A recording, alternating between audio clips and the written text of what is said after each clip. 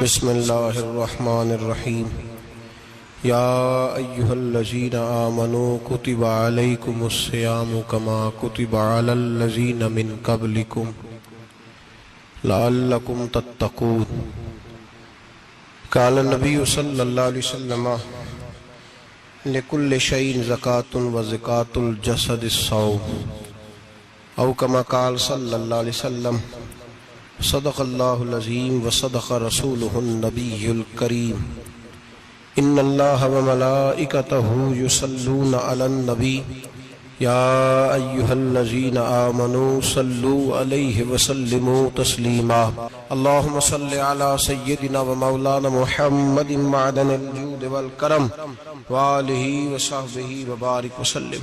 حمد و صلاۃ کے بعد قرآن مجید سورہ بقرہ، اللہ تبارک و تعالی نے ارشاد فرمایا یا ایھا الذین آمنوا کتب علیکم الصیام، اے ایمان والو تم پر روزے فرض کیے گئے، کما کتب علی الذین من قبلکم، اسی طرح جس طرح تم سے پہلے لوگوں پر فرض کیے گئے تھے، لعلکم تتقون، تاکہ تم پرہیزگار ہو جاؤ، متقی ہو جاؤ، اللہ سے ڈرنے والے بن جاؤ، گناہوں سے بچنے والے بن جاؤ، اپنی زندگی کو رب رسول کے احکامات کی روشنی میں گزارنے والے بن جاؤ۔ روزہ ایک پریکٹس ہے، ایک مجاہدہ ہے، ایک جد و جہد ہے۔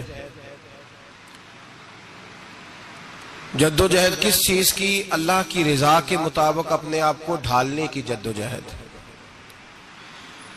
صوم کا لغوی معنی ہوتا ہے رک جانا۔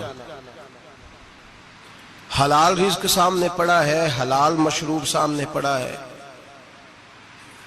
حلال رشتہ بیوی کا موجود ہے، لیکن ان سب چیزوں سے حالت روزہ میں رکنا، اللہ کی رضا کے لیے رکنا، اس کا نام روزہ ہے۔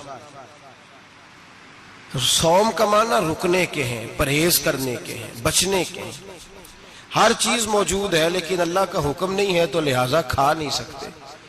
تو رب فرماتے جب جائز چیزیں تو میری مرضی کے بغیر میرے حکم کے نہیں کھا سکتا، تو نے رکنا ہے تو حرام کیسے کھا لیتا ہے؟ اب جائز چیز کے لیے تجھے حکم ہے، میں کہوں تو کھائے گا، میں کہوں تو نہیں کھائے گا۔ میں نے حکم دے دیا جائز ہے، روٹی ہے، کھانا ہے، گوشت ہے، تیری فریج میں پڑا سارا کچھ، تو با اختیار ہے، منہ میں دانت بھی ہیں، ہضم کرنے کو ہاضمہ بھی ہے، بھوک کی شدت بھی ہے، پر میری اجازت کے بغیر تو کھا سکتا۔ روزہ رکھ لیا، اب تجھے حکم نہیں کہ تو کھائے۔ جب جائز چیز میری مرضی کے بغیر نہیں کھا سکتا تو ناجائز کیسے کھائے گا؟ میرے نبی پاک علیہ الصلوۃ والسلام نے اپنے خوبصورت الفاظ کے اندر اس مفہوم کو بیان فرمایا۔ محبوب پاک صلی اللہ علیہ وسلم فرماتے جس نے جھوٹ نہیں چھوڑا، غیبت نہیں چھوڑی، برائی نہیں چھوڑی، اللہ کو اس کے بھوکے پیاسے رہنے کی کوئی ضرورت نہیں۔ وہ کاہے کا رکا ہے؟ جب کوئی کام تو اس نے اللہ کی رضا والا کیا نہیں۔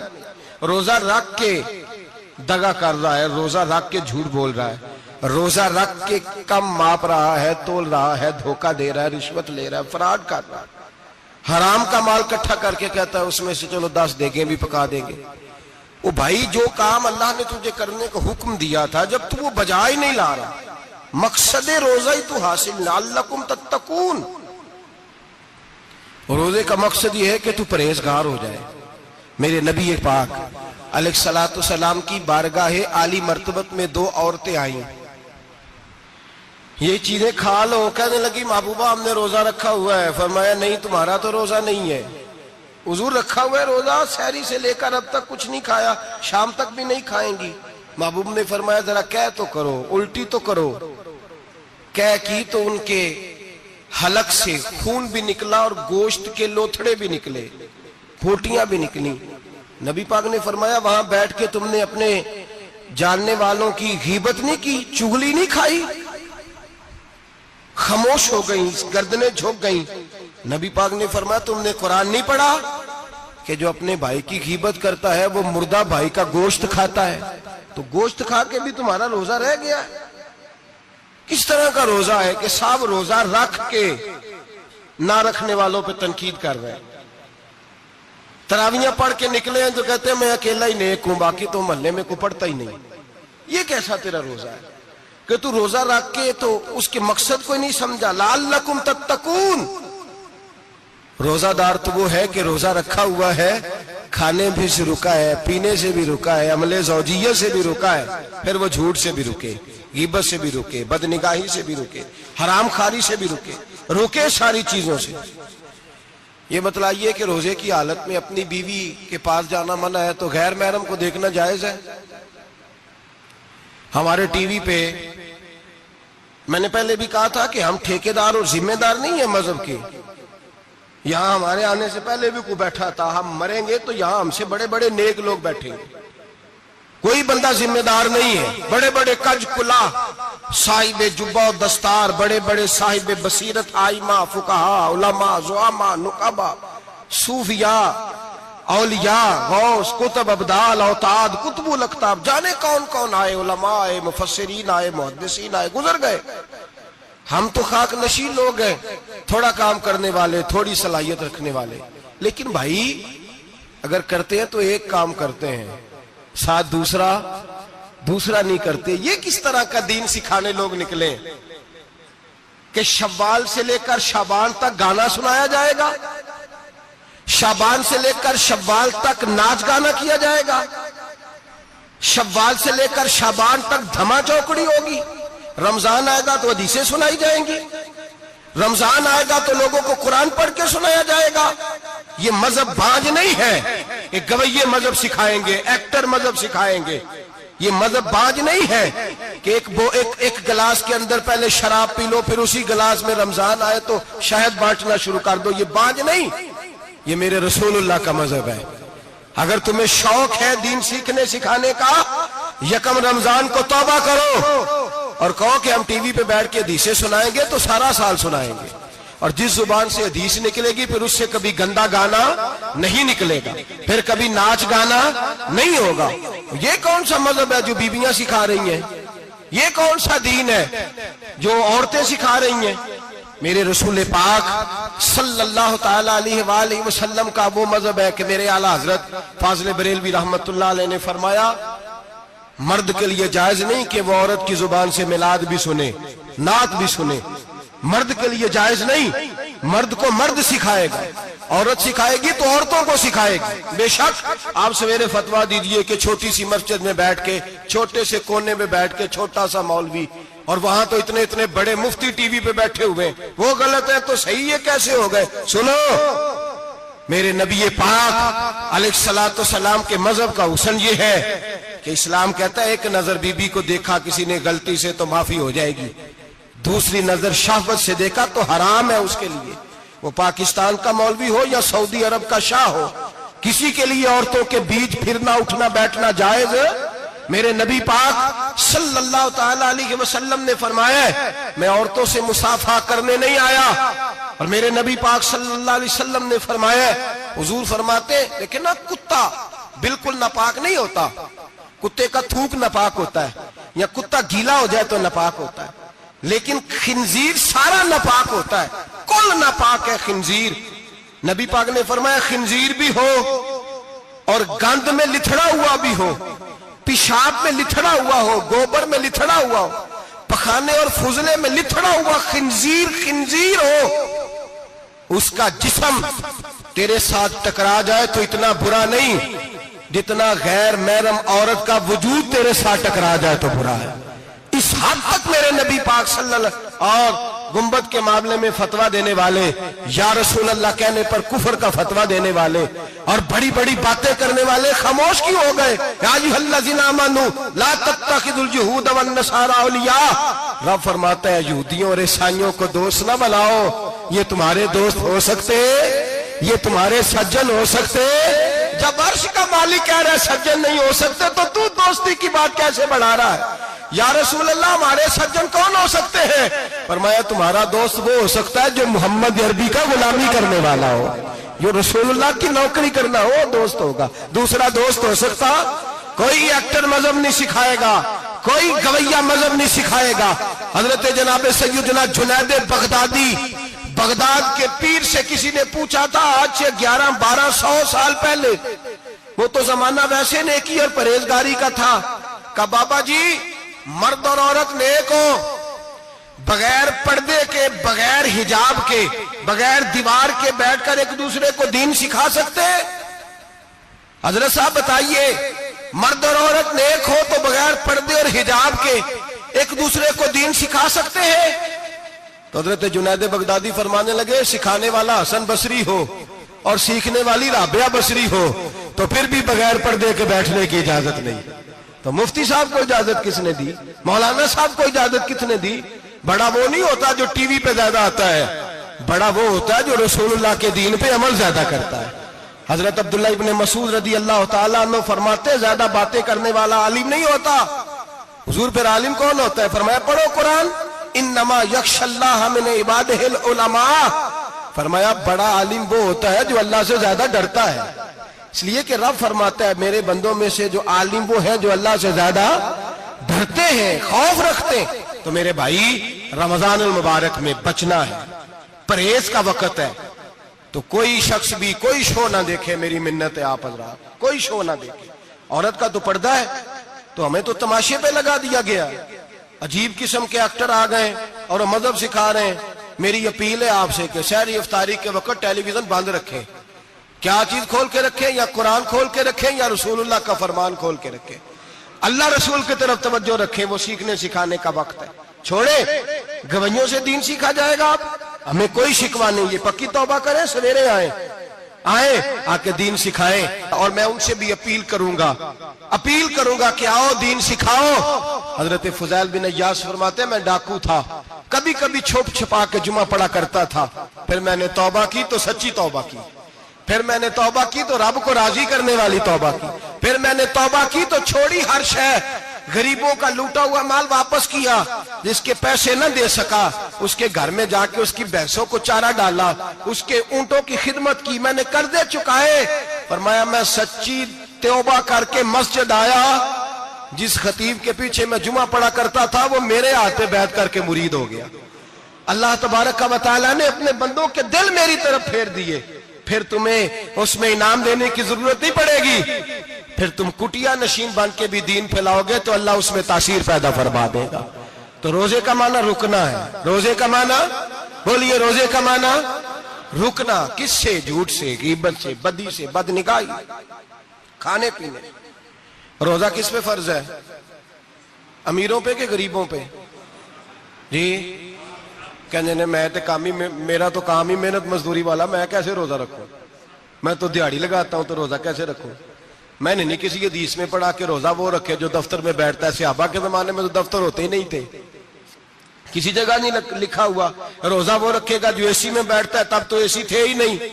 حضرت ابوبکر صدیق رضی اللہ تعالیٰ عنہ سے لے کر جناب بلال تک سارے اپنے ہاتھ سے کام کرتے، سارے اپنے ہاتھ سے کام کرتے، سارے۔ حضرت عمر فاروق رضی اللہ تعالیٰ عنہ خلیفہ وقت ہونے کے باوجود مال غنیمت کے اونٹ چرنے جاتے تھے تو چراگاہ میں چھوڑنے میں جاتے تھے، لینے بھی آتے تھے واپس۔ سارے لوگ اپنے ہاتھوں سے مشقت والے کام کرتے، حضرت بلال مزدوری کرتے، سلمان فارسی مزدوری کرتے، مقداد مزدوری کرتے، صحابہ مزدوریاں کرتے، روزے رکھتے۔ اور رمضان کے جانے کا وقت ہوتا تو در رسول پہ کھڑے ہو کے عرض کرتے محبوبہ دل نہیں بھرا، دل کرتا ہے کبھی رب سارا سال ہی روزے عطا کرے، سارا سال رمضان دے تو ہم سارا سال روزے رکھنے کو تیار ہیں۔ جذبہ تھا، طاقت تھی، ہمت تھی۔ آج نوجوان لڑکا ہے کہتا ہے مجھ سے بھوک برداشت نہیں ہوتی۔ میرے بھائی رب بیماری لا دینا، اللہ سے دعا مانگے اللہ شفائیں عطا فرمائے، اور دعا کریں اللہ آزمائش سے محفوظ فرمائے۔ آپ یقین کریں میں نے لوگوں کو دیکھا ہے حلق سے قطرہ نہیں اترتا، خوراک کی نالی لگی ہوئی ہے، اعلیٰ غذائیں پکی ہوئی پڑی ہیں، عرش کا مالک کہتا ہے میں تیرے حلق سے گزرنے نہیں دوں گا، قانون بن گیا۔ میں نے دیکھا ہے ڈرپ پہ لوگ زندہ ہیں، بوتل لگی ہوئی ہے، گلوکوز کی، گزارا چل رہا، اعلیٰ غذائیں پڑی ہیں، لاکھوں روپیہ تجوری میں پڑا ہے۔ مالک کہتا ہے تو نہیں کھا سکتا تو وہ کھانے نہیں دیتا، نہیں کھانے دیتا۔ ایک شخص یورپ کے علاقے کا، میں کسی کالم نویس کا پڑھ رہا تھا، وہ کہتا ہے میری خربوں میں جائیداد ہے لیکن میرے معدے میں ایسی تکلیف ہے کہ میں آٹے کو چھان کر جو اوپر سے بورا نکلتا ہے صرف وہ کھا سکتا ہوں، اس کے علاوہ میں کائنات کی کوئی نعمت کھا نہیں سکتا۔ اور میرے بھائی وہ جب چاہے تو بڑے بڑے کھانے کھانے سے تجھے روک دے، تیرے دانت چبانے کے قابل نہ رہے، زبان نگلنے کے قابل نہ رہے، معدہ تیرا ہضم کرنے کے قابل نہ رہے، وہ جب چاہے تو جو مرضی کر لے۔ وہ کہتا چل تو میری مرضی پہ چلنا، 1 مہینہ میرے کہنے پہ نہ کھا، 1 مہینہ میرے کہنے پہ نہ کھا، تو یا اللہ تو کیا کرے گا؟ فرمایا صوم تصحو، میرے نبی پاک نے فرمایا تم روزے رکھو، اللہ تمہیں صحت عطا فرما دے گا، اللہ تندرستیاں دے دے گا، شفائیں دے دے گا۔ تم روزے رکھو، اللہ تمہیں، سبحان اللہ، اللہ طاقت دیتا ہے، ہمت دیتا ہے، اللہ ہمت دیتا ہے۔ میں نے دیکھا ہے، میں نے بزرگوں کو دیکھا ہے، ضعیف لوگوں کو دیکھا ہے، کمزور لوگوں کو دیکھا ہے، میں نے دیکھا ہے روزے رکھتے ہوئے، مزدوروں کو دیکھا ہے روزے رکھتے ہوئے۔ میں اپنے ابا جی کو کہتا ابا جی اتنی سخت گرمی اور مزدوری آپ کرتے اور مزدوری کے عالم میں روزہ رکھتے، تو کہتے پتر روزہ کی آندا ہے، روزہ کدوں کو جاندا ہے، روزہ اپنی جگہ تے وے مزدوری اپنی جگہ ہوتے۔ اور کئی دفعہ مینوں فرمان لگے، مینوں یار سمجھ کوئی نہیں لگدی، پتہ نہیں روزیاں چ اللہ طاقت کتھوں دے چھڑدا ہے، نہیں زیادہ کام بھی زیادہ کریدا ہے تے روزہ بھی بھائی صوم تصحو، میرے مصطفیٰ نے فرمایا تو روزہ رکھ، اللہ تجھے صحت عطا فرما دے گا۔ رب تعالیٰ تجھے، یہاں ہوٹل کھلے ہوئے ہیں، یہاں عجیب حالات ہیں، ہوٹل کھلے ہوئے ہیں، لوگ بہانے ڈھونڈتے پھرتے ہیں، کہتے ہیں کٹ لگ گیا تھا، ذرا تھوڑا سا خون نکل آیا، سنی پلاس لگائی ہے تو روزہ نہیں رکھا، یہ ذرا مجھے تھوڑی دقت ہو گیا تو میں نے روزہ نہیں رکھا، کھانسی لگ گئی ہے تو روزہ نہیں رکھا۔ او خدا کے بندے، روزہ تو نعمت ہے، اور سبحان اللہ میرے نبی پاک نے فرمایا لکل شیء زکات و زکات الجسد الصوم، فرمایا ہر شے کی زکات ہوتی ہے، وجود کی زکات روزہ ہے، روزے رکھو جسم کی زکات نکل جائے گی۔ فاقہ کرنا بھی میرے نبی پاک کی سنت ہے، مسواک کرنا بھی سنت ہے، اور فاقہ کرنا بھی، مسواک والی سنت زیادہ اپناتے ہیں لوگ، فاقہ کرنا بھی نبی پاک کی سنت ہے۔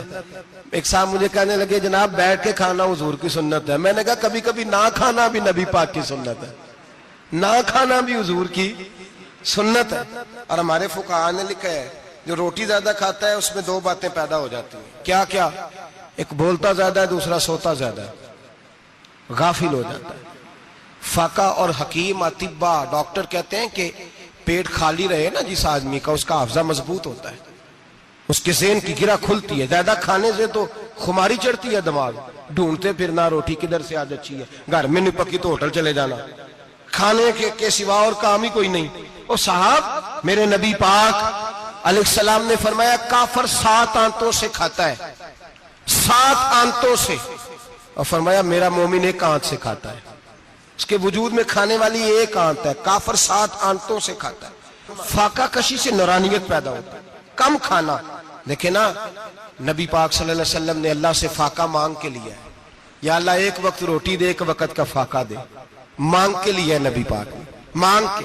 حضرت ابو ہریرہ رضی اللہ تعالیٰ عنہ فرماتے ہیں بھوک زیادہ لگتی تھی نا جب مجھے، تو میں حضرت عمر سے، ابو بکر سے، عثمان مولا علی سے کوئی مسئلہ پوچھ لیتا تھا، اور جب میں مسئلہ پوچھتا تھا تو وہ مجھے روٹی کھلا دیتے تھے، جب میں ان سے مسئلہ پوچھتا تو وہ مجھے، حضرت ابو ہریرہ فرماتے ہیں مجھے بھوک لگی، میں حضرت عمر کے پاس گیا، ان سے مسئلہ پوچھا، ان کا رواج تھا جب میں مسئلہ پوچھتا تو پہلے روٹی کھلاتے۔ ہمارے بزرگ یہ فرماتے ہیں کہ کھانے کھلا کے دین پڑھاؤ، صرف تمہارا کتب خانہ نہیں کھلا ہونا چاہیے، تمہارا دسترخوان بھی کھلا ہونا چاہیے۔ کسی نے نبی پاک صلی اللہ علیہ وسلم سے پوچھا تھا بہترین مسلمان کون ہے؟ حضور نے فرمایا جو سلام لینے میں پہل کرے اور روٹی زیادہ کھلائے، جو روٹی ہر وقت فکر کرے آ یار تو روٹی کھا لے، روٹی کھانے کی طرف توجہ دلائے۔ کھلانا سنت ہے، زیادہ کھانا اس میں بھی فرق رکھیں۔ تو نبی پاک صلی اللہ علیہ وسلم کے صحابی حضرت ابو ہریرہ رضی اللہ تعالیٰ عنہ فرماتے ہیں میں نے حضرت عمر سے مسئلہ پوچھا، میں نے کہا حضور مسئلہ بتائیں، تو کہتے پہلے ان کی عادت تھی جب میں مسئلہ پوچھتا تو روٹی بھی کھلاتے، آج انہوں نے مسئلہ ہی بتایا ہے، روٹی کوئی نہیں کھلائی۔ تو مجھے کہنے لگے ابو ہریرہ تو سوچتا ہوگا روٹی نہیں اس نے پوچھی، تو نے کب سے کھانا نہیں کھایا؟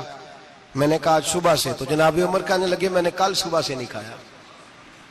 چل ابو بکر صدیق کے گھر مسئلہ پوچھتے ہیں، کہتے جناب صدیق اکبر کے دروازے پہ گئے، جا کر کے ان سے مسئلہ پوچھا۔ ان کی بھی عادت تھی جب کوئی مسئلہ پوچھنے جاتے تو دسترخوان بچھا لیتے، کہتے آؤ روٹی بھی کھلاتا ہوں مسئلے بھی بتاتا ہوں۔ کہتے ہیں گئے تو انہوں نے بھی مسئلہ بتایا، روٹی کوئی نہ پوچھی۔ تو کہنے لگے عمر ابو ہریرہ تم لوگوں نے کل پرسوں سے نہیں نہ کھایا ہوگا، اور ابو بکر کو 4 دن گزر گئے ہیں، تھوڑا سا دودھ ملا ہے یا کھجور ملی ہے، روٹی کوئی نہیں ملی، چلو در رسول پہ چلتے، آؤ حضور کی بارگاہ میں۔ کہتے ہیں نبی پاک کی بارگاہ میں آئے، حضور نے چہرے دیکھے، کریم سے مسئلہ نہیں پوچھنا پڑا، میرے مصطفیٰ کریم نے فرمایا بھوک لگی ہوئی ہے تم تینوں کو؟ 3-4 دن ہو گئے؟ اللہ کے رسول نے فرمایا مجھے پورا ہفتہ ہو گیا ہے۔ سبب کچھ اور ہے جس کو تو خود سمجھتا ہے، زوال بندہ مومن کا بے زری سے نہیں، بھوک نقصان کا وجہ نہیں بنی، وجہ کوئی اور بنی ہے۔ رشوتیں جو بازار گرم ہوئے ہیں لوٹ مار کے، یہ روٹی کے لیے نہیں، یہ زیادہ کھانے کے لیے، یہ بینک بیلنس کے لیے گرم ہے۔ یہ لوٹ مار کا مقصد کوٹھیاں بنانا ہے، روٹی کا تو رب کریم کا وعدہ ہے۔ جو روز روتا ہے شام کو کہ میرا کاروبار کوئی نہیں، اصل میں کہتا ہے بنگلہ کوئی نہیں، اصل میں کہتا ہے کار کوئی نہیں، پجارو کوئی نہیں، روٹی تو اللہ عطا فرماتا ہے، اس کا وعدہ ہے۔ فرمایا حضور نے 3 دن بیت گئے، چلو میرا بے تکلف صحابی ہے ابو الحسن انصاری، وہ بڑے نصیب والے ہوتے ہیں جن کو میرے نبی پاک خود کہتے تھے کہ تیری فلانی ذمہ داری ہے۔ اس زمانے کا تو کسی کو کہہ دیا جائے یہ تیری ذمہ داری ہے تو کہتا ہے یہ تو پھٹیکے ڈالنے لگ گیا، یہاں سے تو چھٹی کر دینی چاہیے۔ خوش ہوتے تھے صحابہ کہ ہماری ذمہ داری لگی۔ کہتے ہیں حضرت ابو الحسن انصاری کے گھر گئے، نبی پاک نے فرمایا بھوک بڑی لگی ہے، کھانا لا۔ کہتے ہیں حضور نے اسے کہا تو اس آدمی کو تو وجد ہی ہو گیا، اس نے کہا میرے اتنے نصیب کہ حضور کا یہ کھانا کھلا۔ آؤ دیکھو دنیا والوں، آج جو سب سے زیادہ عزت والا ہے وہ میرا مہمان بنا ہوا ہے۔ فرماتے ہیں وہ دوڑے گئے، بکری اٹھائی، ذبح کی، بیوی کو کہنے لگے روٹی تیار کر، ادھر کھجوریں توڑی، انگور توڑے، کہنے لگے حضور آپ جب تک تناول کریں تب تک کھانا پک جاتا ہے۔ حضرت عمر کہتے ہیں روٹی پک کے آئی، بڑا پیارا گوشت، بڑا اچھا سالن، بڑا خوبصورت خلوص والا کھانا۔ فرماتے ہیں میں نے بڑا ہی کھایا۔ نبی پاک نے نہ ایک روٹی لی اور چھوٹی چپاتی، تھوڑا تھوڑا سالن کونوں سے، اور جب نبی پاک نے کھا لیا تو حضور کی آنکھوں میں آنسو آئے۔ حضرت عمر کہنے لگے حضور روئے کیوں؟ نبی پاک نے فرمایا سوچتا ہوں 7 دن کے فاقے کے بعد کھایا ہے، پر ڈرتا ہوں رب اس کا حساب پوچھے گا تو جواب کیسے دینا ہے، اس کا حساب بھی تو دینا ہے نا جو کھایا ہے۔ تو حضرت عمر فاروق کے ہاتھ میں کچھ چیز تھی، زور سے زمین پہ ماری، کہا محبوبہ 7 دن کے بعد بھی روٹی کھائے تو حساب دینا ہے۔ نبی پاک فرمانے لگے عمر وہ مالک ہے نا، تو جب دیتا ہے تو حساب نہیں لے سکتا، حساب تو دینا ہے، حساب تو دینا ہے، تیاری رکھو۔ صحابہ کرام فرماتے ہم نے ارادہ کیا کہ آج کے بعد ہم پھر فاقے کریں گے، کم کھائیں گے، اس لیے کہ حساب دینا ہے۔ میرے بھائی وہ فاقہ کشی کرتے تھے، ڈرتے تھے۔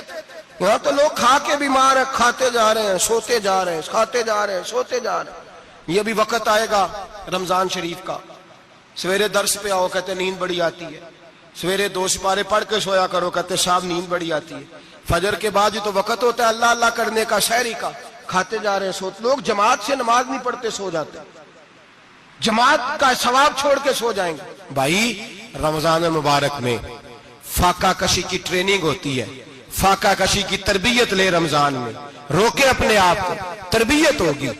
اور ہمارے صوفیاء فرماتے ہیں جو زیادہ کھاتا ہے اس کا نفس اس کو زیادہ پہ مائل کرتا ہے، خواہشات نفس پیدا ہوتی ہیں۔ میرے نبی پاک علیہ السلام نے جوانوں کو حکم دیا ہے یا معاشر الشباب، او جوانوں، یا رسول اللہ کیا حکم ہے؟ فرمایا یا نکاح کر لو اگر طاقت ہے، نہیں طاقت تو روزے رکھو۔ حضور روزے سے کیا ہوگا؟ فرمایا تمہارا نفس کچلا جائے گا، شیطان وسوسہ اندوزی نہیں کرے گا۔ آج نوجوان بڑھ بڑھ کے کھاتا ہے، بہت زیادہ کھاتا ہے، کبھی اس ہوٹل سے کھاتا ہے، کبھی اس ہوٹل سے کھاتا ہے۔ اتنا زیادہ کھائیں گے تو نفسانی قوتیں اچھل کر کے آئیں گی، مشکل ہو جائے گا۔ شادیاں دیر سے ہوتی ہیں، ماں باپ آنکھیں بند کر کے بیٹھے ہوئے ہیں۔ اگر ماں باپ کی ذمہ داری ہو اور ماں باپ نکاح نہ کرے تو نبی پاک نے فرمایا بچے گناہ کریں گے تو جتنا گناہ بچے کو اتنا باپ کو بھی ہوگا۔ تو ماں باپ چپ ہیں، دوسرا شادی مشکل بڑی ہے، مہنگی بڑی، اور تیسرا نہیں کر رہے کچھ لوگ تو روزے بھی نہیں رکھ رہے۔ تو رمضان ان کے لیے بھی وقت ہے، نفسانی قوتیں کچلی جائیں گی، کھانا جتنا کم کھایا جائے گا اتنا وجود کے اندر نفسانی خواہشات کم پیدا ہوں گی۔ تو رمضان تو پریکٹس ہے مجاہدے کی، دین کی۔ اور دوسرا میرے حبیب پاک صلی اللہ علیہ وسلم نے فرمایا ہے، حضور فرماتے ہیں کہ رمضان اور قرآن کا آپس میں رشتہ ہے۔ قرآن پاک کتنا پڑھنا چاہیے روزانہ؟ زیادہ سے اللہ جزا دے. امید ہے آپ زیادہ سے زیادہ ہی پڑھتے ہوں گے. بھائی سنیں, حدیث مبارکہ میں نبی پاک نے فرمایا رمضان اور قرآن دونوں مل کے نا, بڑی پیاری حدیث ہے, فرمایا دونوں مل کے اللہ کی بارگاہ میں میری امت کی سفارش کریں گے. رمضان اور اللہ اکبر. کس طرح؟ نبی پاک فرماتے ہیں رمضان کہے گا اے اللہ دن کے وقت میں نے اسے تیری رضا کے لیے کھانے پینے سے باز رکھا, اور قرآن کہے گا یا اللہ رات کو تیری رضا کے لیے کھڑا ہو کے یہ قرآن سنتا تھا. رمضان اور قرآن دونوں سفارش کریں گے. ہم نا بڑا کچھ پڑھتے ہیں, سنتے ہیں, سیکھتے ہیں. اب یقین کریں یہ کھاتے بھائی کا بھائی سے اختلاف ہو جائے نا تو وہ 30 سال پرانے کھاتے کھول کے لے آتا ہے, ساری رات ڈھونڈتا ہے کہ میرے پیسے کہاں سے نکلتے ہیں, پڑھ لیتا ہے. قرآن پاک کی باری آتی ہے تو نہیں پڑھتے قرآن پاک. ابا جی کا ختم ہوتا ہے تو مانگتے پھرتے ہیں, کہتے ہیں 2 قرآن پاک 10 قرآن پاک. یہ باتیں بتانی نہیں چاہیے, کرنی نہیں چاہیے, لیکن چونکہ تربیت کے لیے بیٹھا ہوں تو کر دیتا ہوں. میرے شاگردوں سے پوچھیں, یہاں مدرسہ ہے الحمدللہ, درجنوں طلباء ہیں, اساتذہ ہیں, میرے پیر بھائی ہیں, اور میرا یہ دعویٰ ہے کہ شاید کوئی کسی سے اتنا پیار کرتا ہو جتنے میرے شاگرد اور مرید مجھ سے کرتے ہیں. لیکن میں نے کبھی کسی سے نہیں کہا کہ ذرا سورت فاتحہ پڑھ کے دینا, میں نے اپنے ابا جی کو ثواب دینا ہے.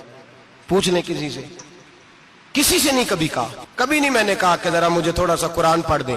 میں اس کو ناجائز نہیں کہتا, پڑھوانا چاہیے, لیکن میں اپنے والدین کے لیے کبھی سوال نہیں کرتا کہ مجھے ذرا پڑھ کے دو, میں نے بخشنا ہے, اس لیے کہ میں نے ذاتی طور پہ روٹین بنائی ہے. میں سمجھتا ہوں کہ کائنات کے اندر میرے اوپر جن لوگوں نے احسان کیے ان میں سب سے زیادہ حصہ میرے ماں باپ کا ہے.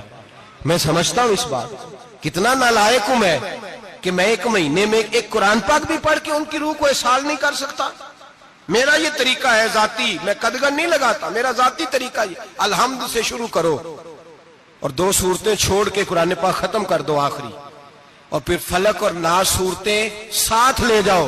یہاں بیٹھ کے سال ثواب نہیں کرنا, ختم نہیں دلانا, ساتھ لے جاؤ, قبر پہ کھڑے ہو جاؤ اور فلق اور ناس صورتیں قبر پہ بیٹھ کے تلاوت کرو, اور جو قرآن مجید پڑھا ہے ان کی روح کو وہاں احسال کرو.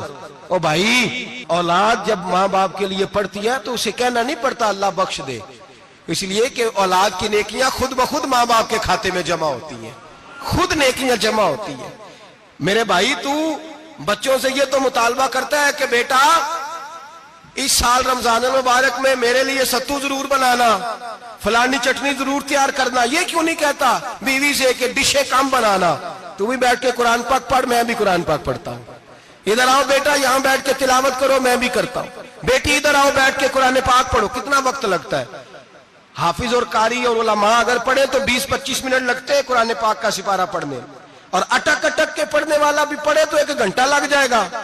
اور میرے نبی پاک صلی اللہ علیہ وسلم نے فرمایا جو قرآن پڑھتے ہوئے اٹکتا ہے اللہ اسے ڈبل ثواب عطا فرماتا ہے. فرمایا جو زبانی پڑھے سنگل ثواب, جو دیکھ کے پڑھے اسے ڈبل ثواب. حضور کیوں؟ فرمایا اس لیے کہ میرا قرآن دیکھنے پہ بھی اللہ ثواب عطا فرماتا ہے, قرآن دیکھنے پہ بھی اللہ ثواب دیتا ہے, دیکھنے کا بھی ثواب. رمضان شریف میں قرآن پاک پڑھے, کھول کے پڑھے. اور میرے بھائی اگر تیرا بچہ پڑھے, اگر تیری بیٹی پڑھے, کائنات کا خوش نصیب باپ وہ ہے کہ بیٹا قرآن پڑھے, چاہے ناظرہ ہی پڑھے. جس کی بیٹی پڑھے, زندگی میں انہیں اس کام پہ لگا جاؤ, مرنے کے بعد بھی پڑھیں گے. امام جلال الدین سیوطی شافعی رحمت اللہ علیہ فرماتے حضرت عیسیٰ قبر کے پاس سے گزرے, قبر پہ عذاب ہو رہا تھا, اللہ کا غضب برس رہا تھا. جناب عیسیٰ استغفار پڑھتے ڈرتے گزر گئے. تھوڑی دیر کے بعد, چند گھنٹوں کے بعد گزرے تو اسی قبر پہ پھول کھلے ہوئے تھے, رحمت برس رہی تھی. حضرت عیسیٰ علیہ السلام عرض کرنے لگے مولا تو بے نیاز ہے, میری طاقت نہیں تیرے کاموں میں بولنے کی, پر ابھی تو یہاں عذاب ہو رہا تھا, ابھی رحمت برس رہی ہے. جناب عیسیٰ کہتے ہیں آواز خدا بندی آئی, عیسیٰ بندہ بڑا گناہگار تھا, پاپی تھا, مجرم تھا, خطا کار تھا, لیکن جب اس کا انتقال ہوا, اس کی بیوی حاملہ تھی, اس کے پیٹ میں بچہ تھا, بچہ اس کے انتقال کے بعد پیدا ہوا. آج وہ 4-4.5 سال کا ہوا ہے, مکتب میں گیا ہے, مدرسہ میں گیا ہے, استاد نے بسم اللہ شریف پڑھائی ہے. فرمایا اس نے توتلی زبان سے کہا ہے بسم اللہ الرحمن الرحیم, کہ ایسا مجھے بتلا اس زمین پر وہ معصوم جسے ابھی رحمان اور رحیم کہنا نہیں آتا, وہ توتلی زبان سے مجھے رحمان اور رحیم کہے اور میں اسی زمین پہ اس کے باپ کو عذاب دوں؟ فرمایا اس نے ایک بار رحمان اور رحیم کہا ہے، میں نے اس کی باپ کی قبر کو نور سے معمور فرما دیا ہے، نور سے بھر دی ہے قبر، برکت سے بھر دی ہے۔ اللہ کرے میرے بیٹے بھی قرآن پڑھے، اللہ کرے میری بیٹیاں بھی قرآن پڑھے، اللہ کرے ہم سب کی اولادیں قرآن پاک پڑھے۔ لیکن نا امام اعظم ابو حنیفہ رمضان میں 61 قرآن پاک پڑھتے تھے۔ کتنے؟ 60 تے ایک، اللہ اکبر۔ ایک قرآن پاک دن میں پڑھتے پورا، ایک رات کو پڑھتے، ایک تراویح میں پڑھتے۔ 61 قرآن پاک امام صاحب پڑھتے۔ آپ فرماتے میں نے چھوڑ دیے سارے وظیفے، میں صرف رسول اللہ کا قرآن پڑھتا ہوں۔ رمضان سارا قرآن پاک، سارا رمضان۔ اب تو عادت ہی نہیں رہی ہمیں قرآن پاک کی۔ اگر لوگ ناراض نہ ہو تو محفل نعت ہوتی ہے تو تلاوتیں کتنی ہوتی ہیں، اور نعتیں ہم نے ذوق ہی نہیں بنایا، ذوق ہی نہیں بنایا ہم نے تلاوت قرآن کا، اس لیے کہ قراء علماء فقراء ان کو ہم تیار ہی نہیں کر رہے، ہم تو ایکٹر پال رہے ہیں جو پیسے لیتے ہیں نعت خوانی کے، معاذ اللہ۔ او میرے بھائی، کیا قرآن میرے نبی کی نعت نہیں؟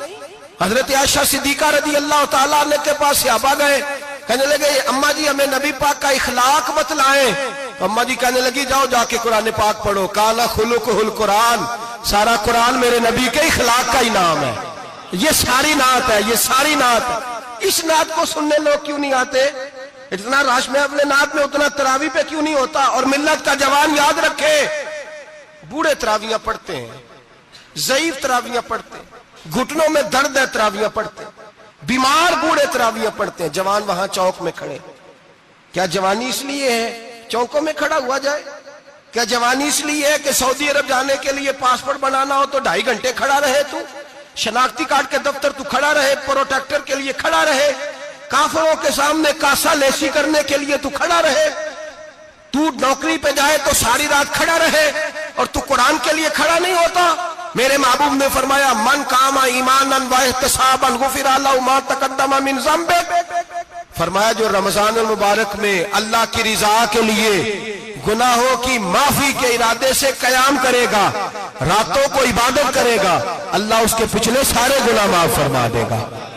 نوجوان ارادہ کریں، پروگرام بنائیں کہ انشاءاللہ قرآن پڑھنا بھی ہے، قرآن پڑھوانا بھی ہے، سننا بھی ہے، اور انشاءاللہ بولیے سننا بھی ہے اور پڑھنا بھی ہے اور پڑھانا بھی۔ ہمت کریں، دلیری کریں، آ کے کھڑے تو ہو، اللہ توفیق عطا کرے گا۔ پہلی بات یہ کہ روزہ رکھیں، دوسری بات یہ کہ قرآن پاک کی تلاوت کریں، اور روزہ رکھیں تو روزے کے سارے حسن سمیت اسے رکھیں۔ نبی پاک نے فرمایا رمضان غمخواری کا مہینہ ہے، غمخواری کریں۔ ہمارے زمانے میں 2 قسم کی تکلیفیں ہیں، ایک تو غریب آدمی، اس کا حال یہ ہے کہ وہ مانگتے ہی گزارا کرنا چاہتا ہے، اس نے ہاتھ یوں کر لیا ہے تو اب اس کا یوں ہونے کو تیار نہیں۔ ضرورت اگر کسی آدمی کو کسی دروازے پہ لے جاتی ہے تو برا نہیں، لیکن سوال کا اپنے اوپر دروازہ کھول لینا یہ ٹھیک نہیں۔ فاقہ کشی پیدا کریں، حوصلہ پیدا کریں، تھوڑے پہ گزارا کرنا سیکھیں۔ غریبوں کو بھی اجازت نہیں کہ وہ نکل کھڑے ہوں میدان میں مانگنے کے لیے، ٹولیاں نکلتی ہیں رمضان میں، جتھے نکلتے ہیں خیرات کٹھی کرنے والے۔ بچیں، میرے نبی پاک صلی اللہ علیہ وسلم نے فرمایا جس نے بغیر ضرورت کے سوال کیا، جب قیامت کے دن آئے گا تو اس کے چہرے کے اوپر گوشت نہیں ہوگا، صرف ڈھانچہ ہی ہوگا۔ اتنی بھیانک صورت میں آئے، بغیر اشد ضرورت کے سوال نہ کر، کبھی سوال نہ کر۔ اور امیروں سے گزارش ہے کہ رمضان ہمدردی کا مہینہ ہے، ہمدردی کریں تو سامنے والے کی عزت کا بھی خیال کریں۔ یہ بات درست ہے کہ غریب سیاڑا نہیں ہوتا، اس لیے کہ جس کی جیب میں پیسے نہیں ہوتے بھائی اسے عقل بھی نہیں ہوتی، جس کے گھر کار نہیں ہوتی اسے چلانے کا طریقہ، جس کے گھر اوون نہیں ہوتا اسے چلانے کا طریقہ بھی نہیں آتا، جس کے گھر میں چیزیں ہوتی ہیں اسے چلانا بھی آ جاتا ہے، جدے کر دانے اودے کملے بھی اس کے سیانے ہو جاتے ہیں۔ تو چودھری صاحب، سیٹھ صاحب، نواب صاحب آٹا تقسیم کرتے ہیں، کھڑے ہو کے فوٹو کھچاتے ہیں، فیس بک پہ دیتے ہیں، اور ایک آٹے کا تھیلا اور 10 اخباروں میں فوٹو۔ اللہ سے ڈریں، رمضان ہمدردی کا مہینہ، ہمدردی کا۔ غریب کو دیں تو اس کی عزت کو رسوا نہ کریں، میرے نبی پاک علیہ السلام کے صحابی حضرت عبداللہ ابن عمر رضی اللہ تعالیٰ عنہ ڈھونڈ کے لاتے تھے مسکینوں کو، ڈھونڈ کے، اور جب لاتے تھے تو اپنے دسترخوان پر بٹھا کر اپنے ساتھ افطاری کرایا کرتے تھے. اور پھر فرمایا اللہ تعالیٰ نے لن تنالوا البر حتی تنفقوا مما تحبون، اللہ کے راستے میں وہ چیز دینی ہے جو تمہیں زیادہ پیاری ہو. کون سی چیز جو تمہیں؟ میں تھوڑا سا بے باک ہوں، بعض دوستوں کے ساتھ، سب کے ساتھ نہیں. ایک دوست مدرسے میں گھی دینے آئے ایک دفعہ، تو وہ والا گھی دے گئے جو سب سے سستا تھا. تو میں نے کہا مجھے دیانتداری سے بچائے، آپ یہی کھاتے ہیں گھر میں؟ کہنے لگے نہیں. تو میں نے کہا پھر ہم نے بچے مارنے کے لیے تو نہیں نہ رکھے ہوئے، کیا وہ والا گھی اللہ کے راستے میں پیاری چیز دے رہی ہے نا، اس لیے گلے گلے نوٹ لوگ مسجد کے گلے میں ڈال جاتے ہیں، پھٹے ہوئے ڈال جاتے ہیں، کہتے ہیں جوڑ لیں گے مولوی صاحب. اور خدا کے بندے پیاری چیز دینی تھی تو نے، اور تو نے اس کا ترجمہ الٹ کر لیا ہے.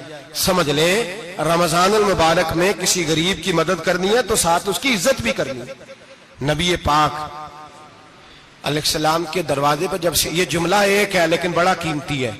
صحابہ کہتے ہیں جب ہم دروازہ رسول پہ جاتے تھے خیرات بھی ملتی تھی اور عزت بھی ملتی تھی. خود بھیک دے خود ہی کہیں منگتے کا بھلا ہو، خیرات بھی ملتی تھی اور عزت بھی ملتی تھی. نبی پاک ساتھ عزت بھی دیتے تھے، مسکین کو غریب کو دیں اور خیر خائی کریں. جوتے بیچنے والے جوتوں کے ریٹ سستے کریں، کپڑا بیچنے والے کپڑے کا ریٹ، درزی صاحب بھی ریٹ سستا کریں، دکاندار بھی چیزوں کا ریٹ، حکیم صاحب پیسے کم لیں، ڈاکٹر پیسے کم کریں، حکومت نرخوں میں کمی کرے، اور یہ کام اجتماعی طور پہ کریں. میرے نبی پاک نے فرمایا رمضان غمخواری کا مہینہ ہے، اس میں غمخواری کرنی ہے، دوسرے کا خیال کریں، اظہار کریں، قربانی کریں. یہاں ہر چیز کا ریٹ بڑھ جاتا ہے رمضان شریف میں. ہر آدمی کہتا ہے میرا سیزن آ گیا ہے، توجہ بڑھائیں، خیال کریں، غمخواری کا مہینہ ہے. اور پھر آپ لوگوں سے یہ بھی گزارش ہے کہ رمضان المبارک کا جب مہینہ آئے تو جس آدمی کے ساتھ نیکی کرنی ہے وقت پہ کریں. کسی غریب کو پیسے دینے ہیں، کپڑے دینے ہیں تو یکم رمضان کو دیں. میں اکثر دوستوں سے پوچھتا ہوں، میں کہتا ہوں قاری صاحب نو جوڑا کدو دیندے ہو؟ کہندے 27ویں والے دن. میں کہ مینوں لگ گئی سمجھ، تہاڈی سازش ہے کہ جڑے سواں کے پا نہ لوے. ایویں مولوی چودھری صاحب دے نال دے کپڑے پا لے تے کتے لکھیا ہے اینوں دینا ہے 27ویں. تسی دسو 27ویں والے دن کو درزی سی کے دیندا ہے، اونوں 3 گنا بھی پیسے دئیے تے کہندا جڑے باقی نے انہاں دے نہیں بٹن پہ لگ دے میرے کولوں، کتھوں جوڑا سی کے. تو کس دن دیتے ہو قاری صاحب کو؟ کیا مقصد ہے؟ پہننے کے لیے دے رہے ہو یا اس لیے دے رہے ہو کہ نہ پہن سکے؟ تو بھائی آپ جب کسی کو کچھ چیز دیں گے تو کب دیں گے؟ جب وہ استعمال کر سکے. غریب کو لوگ فطرانہ دینے جاتے ہیں عید سے ایک دن پہلے، تو کیا کرے گا اس کا؟ وہ نہ تو کپڑے خرید سکا نہ روٹی لا سکا.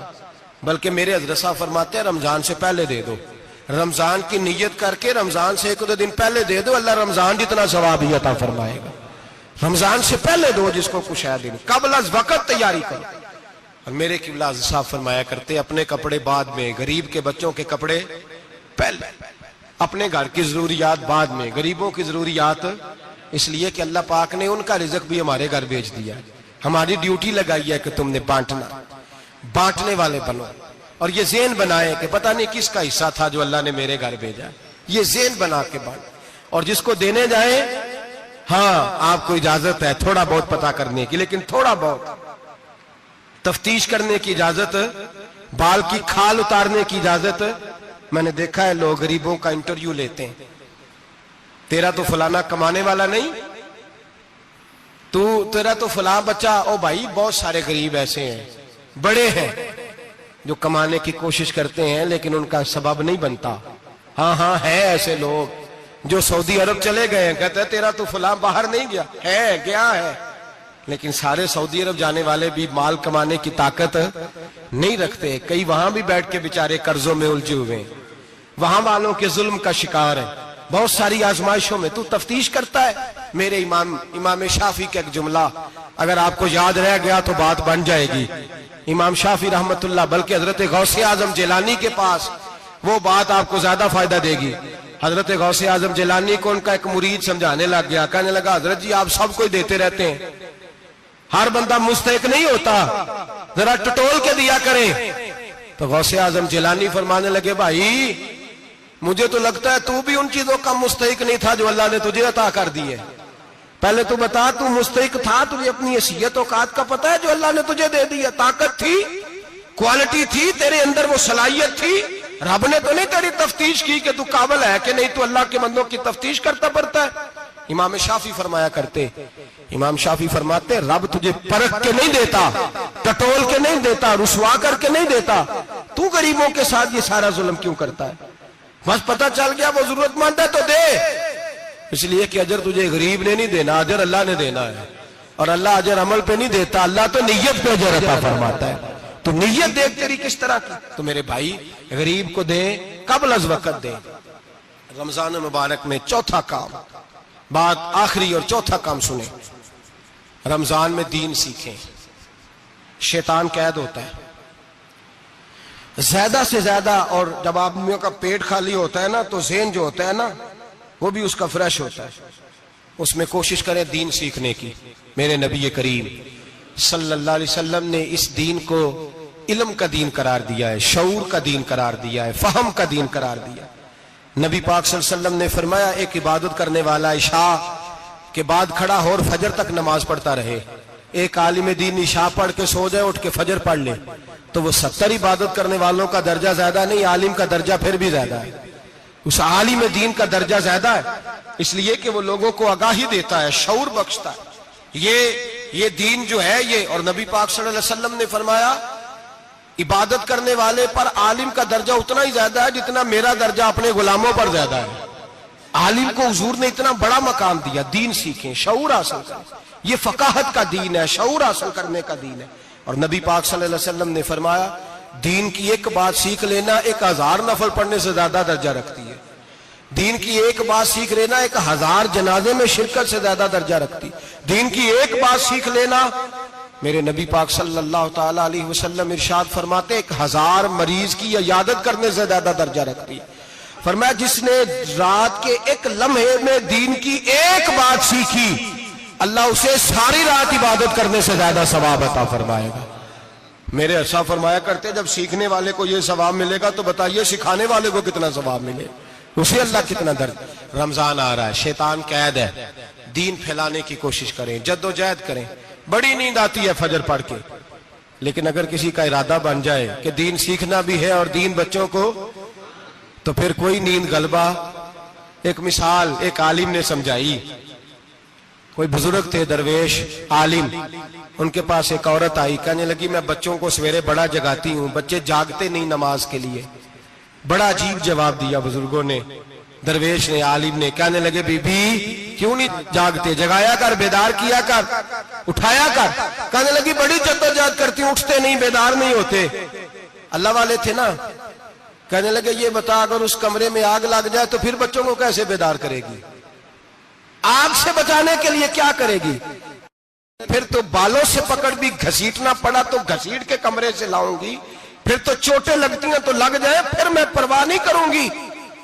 आप फरमाने लगे, यूं समझ ले जहन्नम की आग जल रही है, अगर तेरे बच्चे ने नमाज ना पढ़ी तो आग लग जाएगी, अगर इसने इबादत ना की तो उसे आग, अब जैसे भी तुझे उठाना पड़ता है उठा घसीट के बाहर ला, लेकिन उसकी नमाज कज़ा। नींद बड़ी आ रही है सवेरे, लेकिन अगर दीन ना सीखा तो मुश्किल हो जाएगी। जैसे भी अपने आप को जगाना चाहिए, हिम्मत करनी चाहिए, दलेरी करनी चाहिए। हमेशा मिदहते खैरुल अनाम में गुजरे, दुआ है ये उम्र दरूद व सलाम में गुजरे। आखिर दावा।